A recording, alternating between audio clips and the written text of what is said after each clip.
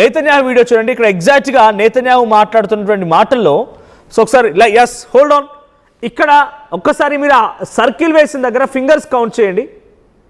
ఆ ఫింగర్స్లో 1 2 3 4 5 and 6 6 వేళ్ళు ఉన్నట్టుగా కనబడుతోంది.